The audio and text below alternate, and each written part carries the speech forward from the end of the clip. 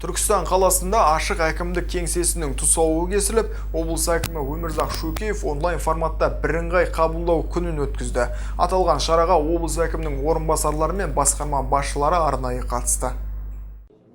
Ашық әкімдік мақсаты халыққа қалтқысыз қызмет ету. Мемлекеттік қызметтің ашықтығын, қолжетімділігін көздейтін алаң құру. Осылайша өңір тұрғындары алдын ала жазылусыз мемлекеттік орган өкілдерімен тікелей кездесіп, өздерінің түйткілді мәселелерін көтере алады. Түркістандықтар жиналған қауым, өздеріңіз білесіздер, елбасының жарлығы бойынша Түркістан қаласы облыс орталығы болып қалыптасып келе жатыр. Оның ішіндегі мынау қазір біз тұрған әкімшілік орталық жаңа үлгіде, қазіргі заманның талаптарына сай үлгіде дамуы тиіс. Әкімшіліктің ғимараты салынды былтыр, биыл. Мынау басқармалардың ғимараты, департаменттердің ғимараты. Оның ішінде бұл жерде көптеген біздің мемлекет қызметкерлері жұмыс істейді.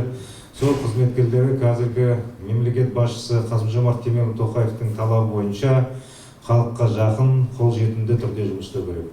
Осыған байланысты біз бүгін салтанатты түрде ашық әкімдік офисын ашып отырмыз.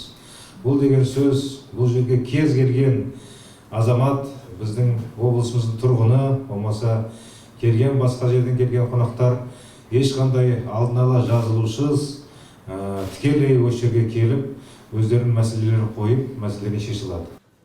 Жаңа алаң халықпен ашық пікір алмасуға, бұқарамен жүздесуге, елдің жағдайымен жақыннан танысу мақсатында жаңадан бой көтерген басқармалар үйінің бірінші қабатында ашылды. Бірыңғай кеңсе форматы жобасында өтініштермен жұмыс жасайтын 21 және тікелей мемлекеттік қызмет көрсетілетін 16 облыстық басқармалардың мамандары қамтамасыз етілген. Келушілер үшін күту залы мен тегін Wi-Fi мен банкоматтар және арнайы егов порталына қосылған терминалдар орнатылған. Сонымен қатар мұнда тұрғындармен ашық диалог форматында Open Spec залы іске қосылып, жеке мәселелер бойынша азаматтардың қабылдауы өткізіледі. Бірыңғай қабылдау күнін өткізген облыс әкімі Өмірзақ Шөкеев облыс тұрғындарымен онлайн режимде тілдесті. Шағым тілектерін тыңдап, жауапты орынбасарларына тапсырма берді. Атап айтсақ, Сайрам ауданынан өтінішпен шыққан жергілікті тұрғын зауыт ашу үшін жер сұрады. Осыған орай бір ғана Қарабұлақ ауданында жер телімдеріне қатысты 1,5 мыңға жуық заңсыз әрекеттердің анықталғаны айтылды. Облыс басшысы заң талаптарына сәйкес кәсіпкер өтінішін жүзеге асыруды тапсырды.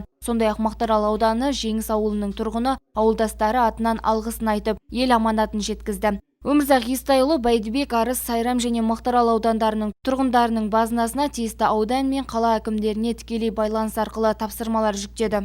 Жалпы осындай ашық әкімдік деген жобаның ұйымдастырған өте жақсы болды. Мұнда келіп, бір есіктен кіріп, бірнеше шаруамызды бітіріп шығуға үлкен мүмкіндік бар екен.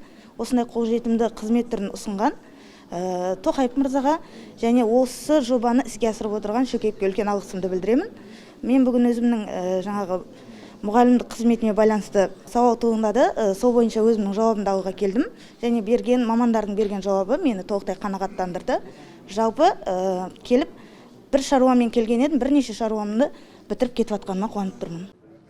Бекітілген жоспар кестеге сәйкес облыс тұрғындарының өтініштерін барынша азайту және сапалы жауап берілуін арттыру мақсатында облыс әкімі аппараты тарапынан ауқымды жұмыстар атқарылуда. Апта сайын облыс әкімінің орынбасарлары облыс тұрғындарын онлайн форматында жеке қабылдайды. Бұл өз кезегінде жергілікті тұрғындардың көтерілген мәселелерін бір жерден шешімін тауып, өтініштерін қанағаттандыруға мүмкіндік береді. Азаматтарды әр айдың соңғы жұмыс күні бірыңғай қабылдау күндерін ұйымдастыру мақсатында аталған кеңседе арнайы азаматтарды жеке қабылдау бөлмесі жасақталды. Тұрғындар түрлі мәселелер бойынша өтініш тілектерін қалдыра алады. Алтынай Өтебек, Бағдат Қайратұлы, Арт ТВ жаңалықтары.